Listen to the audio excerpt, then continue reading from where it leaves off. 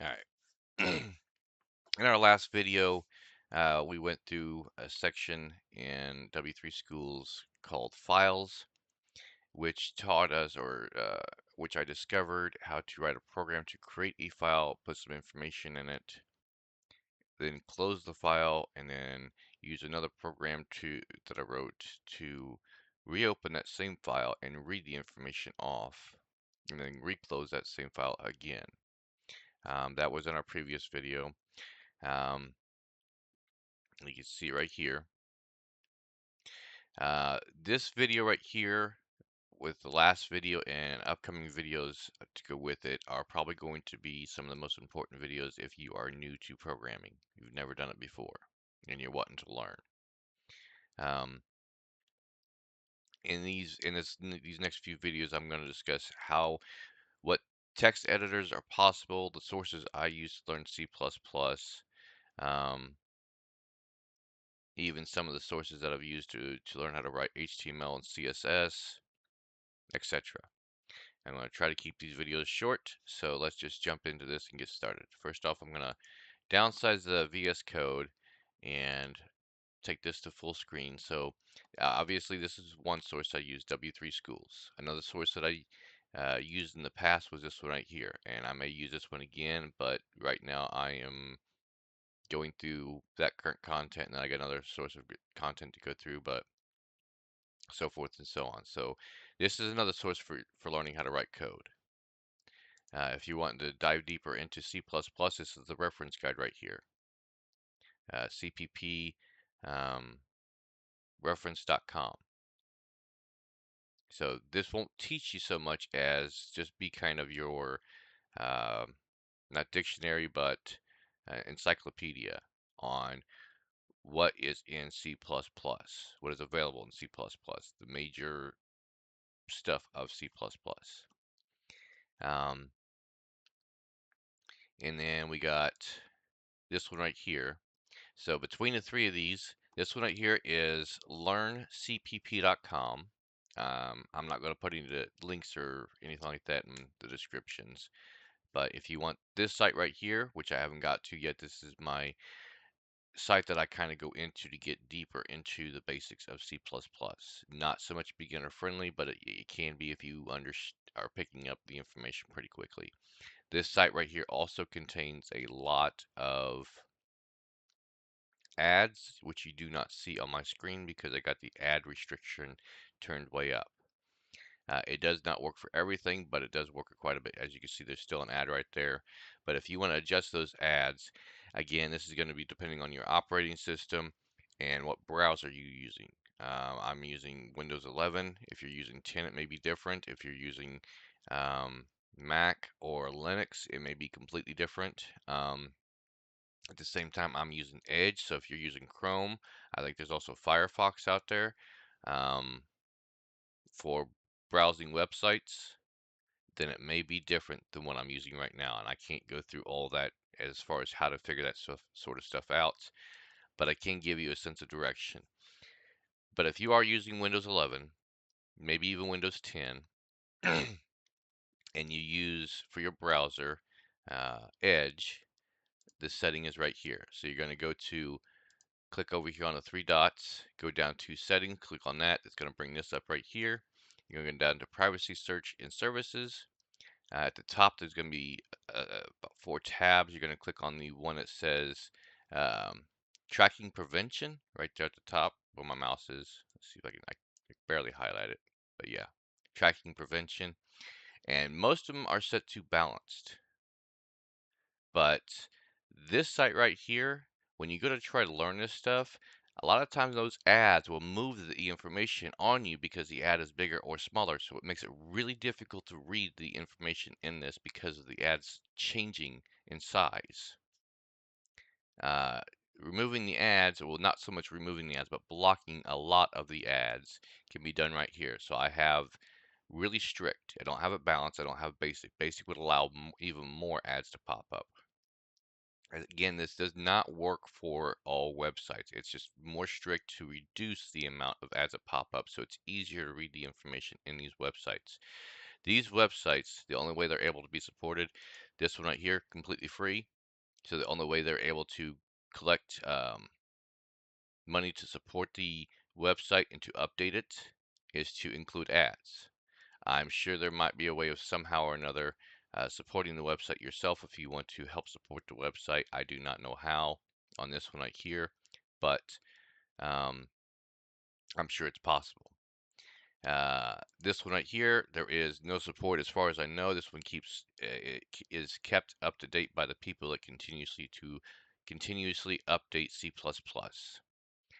This one right here, I do know you can support this website, W3 Schools, with the upgrades.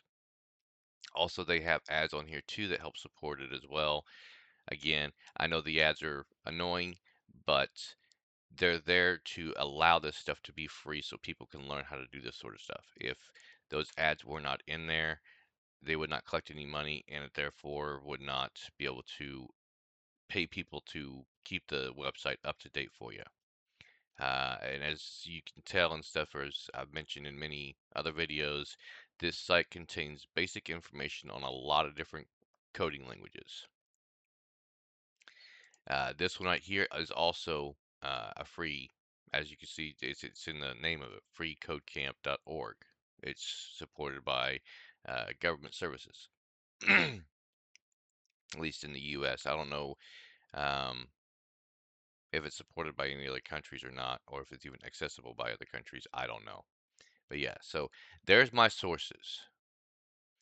The other source that I'm going to mention is this one right here, Cherno. This guy is very knowledgeable on all kinds of different programs. Yeah, everything like that. If you want to get started in this, I suggest starting with courses right there and starting on these videos right here. That's where I started. I went through about 100 of those videos. He's got way more than what I do.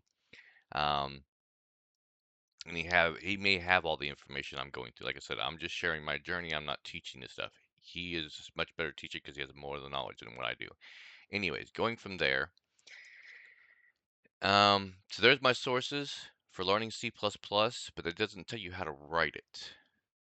So, how would you write code on your computer if you've never done it before and you're a complete beginner? Most of these sources may not tell you that. So, let's get started on that. Bring you to this right here. Every single operating system has a built-in IDE, can't remember what the integrated development environment, I think it's what it's called, if I'm not mistaken. Uh, on Windows 10 and 11, or most of all Windows systems, it is Notepad. That's what this is Notepad. You can literally, when I first got started into this, I thought this was literally just for creating notes on your computer. And it's not. It's for writing code. You can use this to write any code you want. I know this print is small, you can't really see it that well, but the information right here is not important. But yes, you can write all the same code I've been writing in this right here and get the same results in this right here is what I've been doing. Um, for other text editors, if you're not using Windows, um,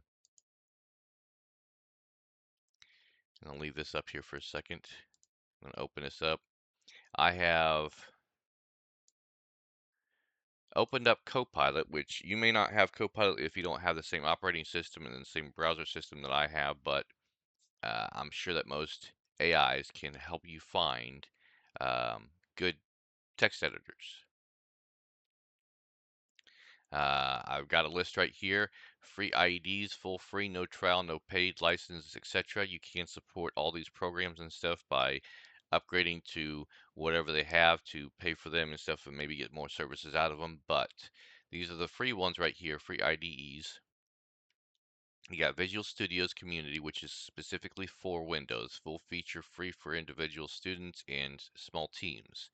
You got Visual Studio's Code, which is what I use, which is free on Windows, Mac, Linux. Free extendable editor. It becomes an IDE with extensions. You got Eclipse IDE, NetBeans. I'm not going to mention all the details about all these, but Greenie. code blocks, dev C++, Qt Creator, etc., etc. If you need to pause the video to see some of these, you can. If you can simply just ask AI about IDEs that are possible, you're going to want to include the operating system that you're using. You're going to want to include the year of that operating system. Um, if you know that your operating system is only a 16 byte, 32 byte, 64 byte, etc., you're going to also want to include what kind of code you're going to want to use, because like this one right here, this is better for Python. These ones right here, which is PyCharm, Spider, Thorny, Idle, etc. If you want to use Java, there's 3 for Java. Free mobile and cross-platform IDEs. There's one for Android, Xcode for Mac and iOS, and then there's another one here for Android Studio. You might actually be able to write code on your phone or tablet. I don't know. I've never tried it. Free game development IDEs. Um, these are pretty much game engines that are already out there. There's a free part to them and then a paid part to them, I believe. But they may not be I think these are more programs to create games. They may not work the way you want them to work if you're trying to create games, though. Web development, there's these right here. Again, these are kind of pre-built ones, so they may not have all the features you're looking for. Again, this right here, Notepad, whatever comes pre-built, you pretty much start from scratch and build it yourself the way you want it, so you understand it completely when you get it built, when you understand how to build it. So forth and so on that. Now, as I've told you before, I use Visual Code Studios, VS Code. Okay, it runs on Windows, whatever this is. I think this is Linux, this is Mac. Two different ones for Linux. I cannot tell you anything about how to get it to work on Linux or Apple or Mac, since I don't use either one of those. I use Windows. Obviously, it has a 64-bit right there. Same thing with here. I get help when you want to download this. I know for Windows and stuff, you can simply just download it right here. Then you just go into it like this, and you can simply add extensions to make it work better. I know for C++, you have to add a few extensions to get the C++ program to work into it, but then it doesn't even include the compiler. So, um, downsize this again. And then the one that Cherno uses, which I believe is VS Studio. Notice the blue symbol right here. So this one is a blue symbol. Most of the site is blue. This one is Visual Studios. The only difference between these two is one, the symbol, and the word code at the end, but they are completely different IDEs. This one right here is designed specifically for Windows by Microsoft. I believe the other one is designed by Microsoft as well, but it'll work on other operating systems as well. So you need to know your operating system, which I cannot help you determine what that is. Only you can. The year of the operating system, you might need to know the bytes it can that are required for it to work, depending on your computer or your system or whatever you're using to write code in. Um, but these are just the two out of this entire list right here that it has shown. And there may be more than just this. Like I said, I typed in free so you can see the free ones. There may be paid ones you can get that may have better stuff. That's a lot of information alone just in that right there. If you are specifically trying to write C++ code like I have here, there are other things you're going to need besides just this. For HTML, CSS, I didn't have any problems once I got it downloaded. There was a couple extensions I added and stuff to help out with writing HTML and C++, but I don't remember all that language currently. They do say that once you get one language learned, the other ones get to be a lot easier to learn, just because they are very similar in some sense, but also different in other sense. HTML, yeah, I'm not going to get into the details about that. You're going to have to figure that one out for yourself. But Let's continue moving because if you want to write code, you're going to have to do this. So yes, you can click on this right here. It'll download it. You got a text editor that looks like this one right here, which is one's the built-in one for Windows. Or you got this text editor, which is VS Code, and now you can start writing code. Why is this important? For one, if you want to write code, you're going to need some sort of text editor to do it. I didn't know about this when I first got started. In fact, it took me a couple days to figure out where to find or what even a text editor was, where to find one, how to find it. Like I said, I didn't even know about Notepad at the time.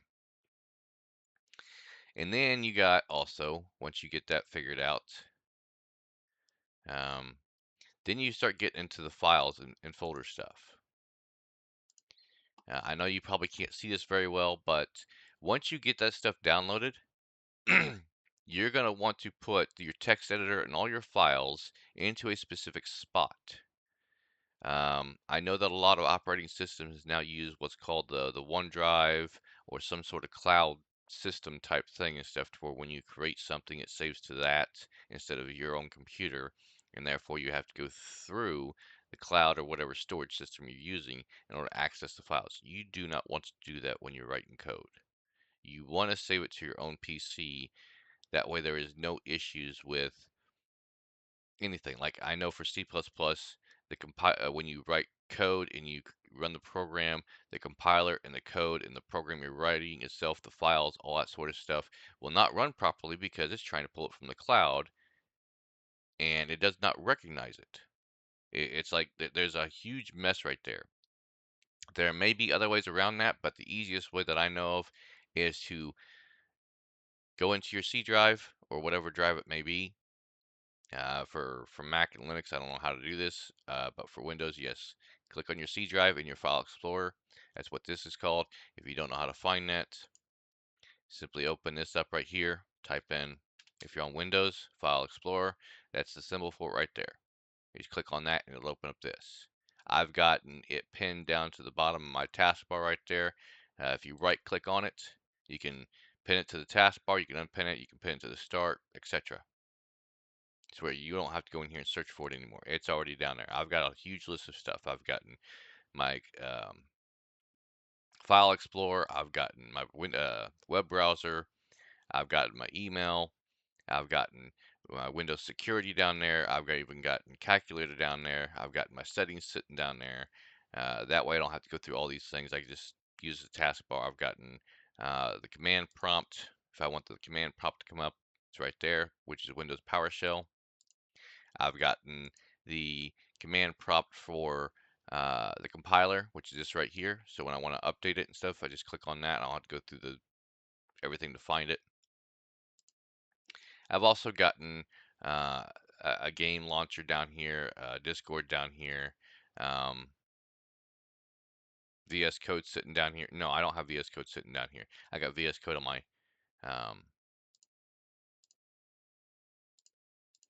on my desktop over here, as well as Notepad. So those two are not stuck down here, and neither is OBS. But yeah.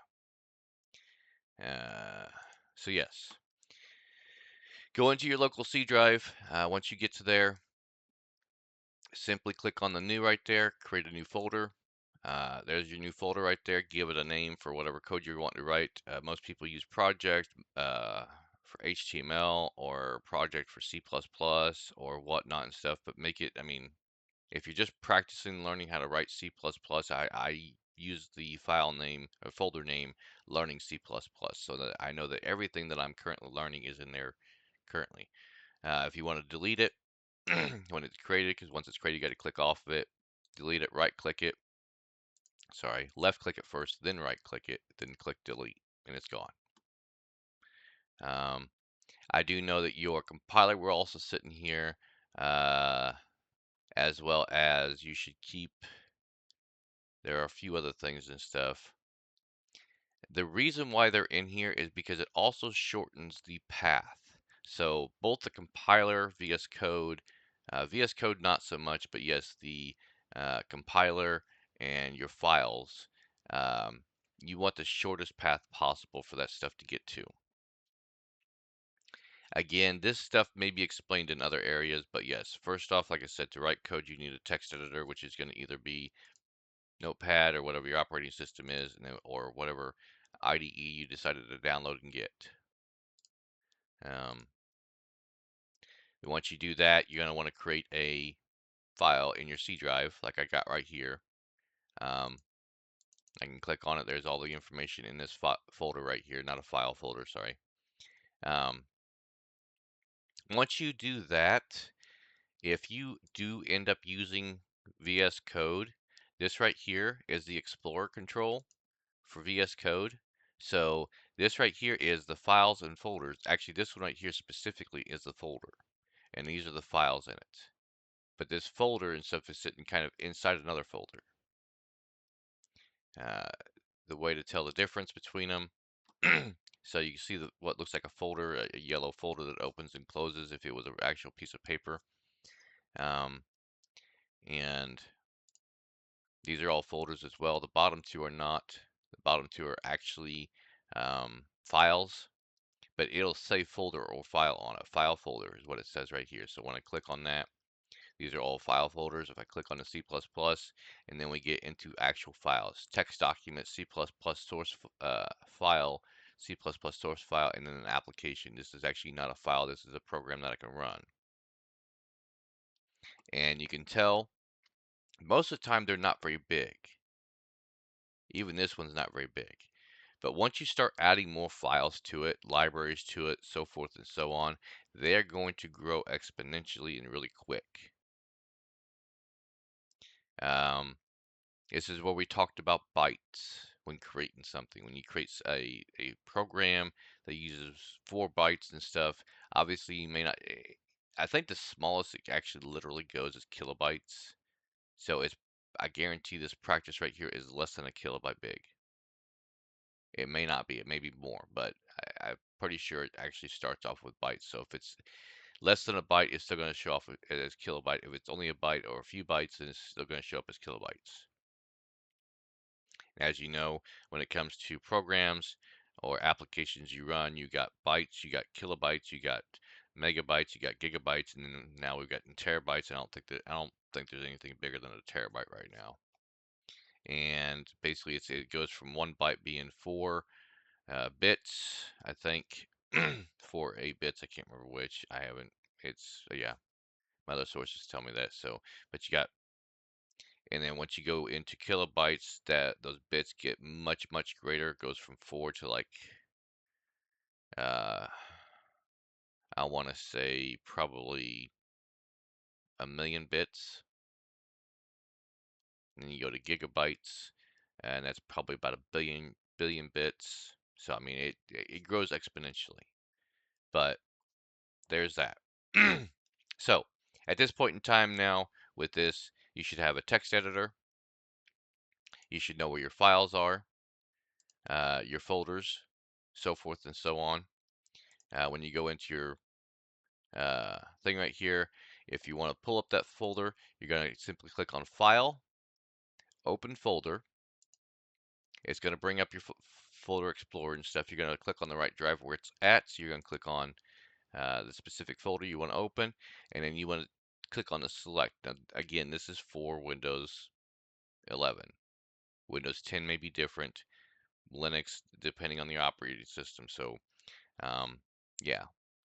I know that Cherno does one for Windows 10, I believe it is, or whatever it was, because his videos that show that and stuff were about 8 years old. So whatever that was 8 years ago, it may have been Windows 10. I'm not sure. I don't know how old that is, but yeah. And he goes through a lot more stuff as far as that's concerned. But to keep up with what he goes through from his videos that are 8 years old, um, for me, I was not actually able to keep up with it because the operating system he had back then is completely different to what I have currently. So to keep up and stuff, I was not able to do it. Which is one of the areas that I'm stuck in, but we haven't gotten to those videos yet. So I'm gonna close this down right here. I'm gonna go and shrink this down, close this down, shrink this down, close that down, close this, um, reopen this, I do not know how to download this. I'm pretty sure it's probably pretty easy, just as easy as VS Code. Um, but yeah, I've never used it and I've never downloaded it yet, so I don't know anything about it. As well as any of these others, I don't know anything about them. The only one I've messed with so far is Virtual Studios Code, which has got a blue emblem to it, where Virtual Studios Community has a purple emblem to it, like you see on the website here, all purple. All right. I don't think there was anything else as far as this was concerned. That should get you pretty much started to where then you can, once you get that done, you can simply go into whatever source you're going to start learning and start writing code into that. um, I'm going to go ahead and close a few of these out, in fact, because I know I don't need them right now. Downsize this, reopen this. So that right there should pretty much give you the explanation to get to right here and start practice writing code.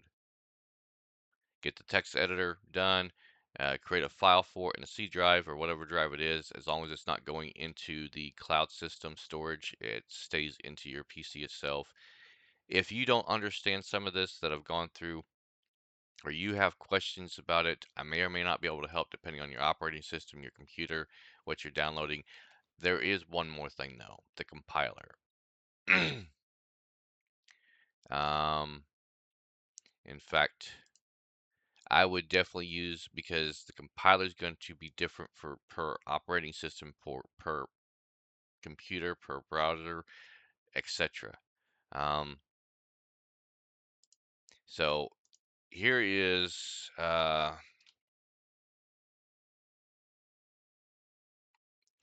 let's see what compilers are available for C++.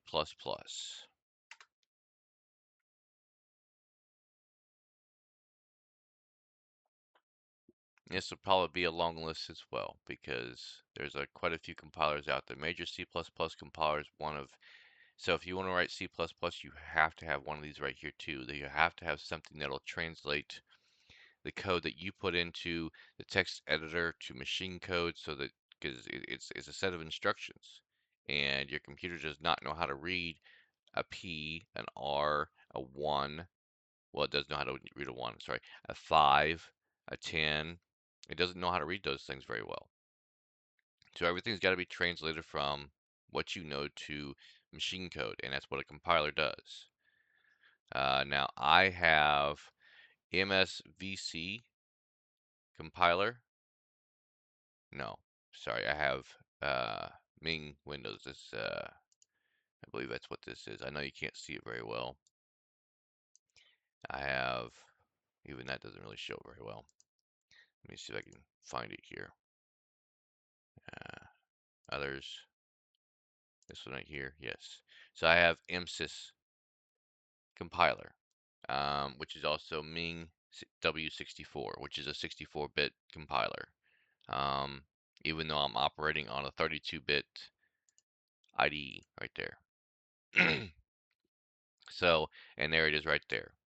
Ming W GW64, Windows port for GCC, used for code blocks and other tutorials, and older tutorials, etc.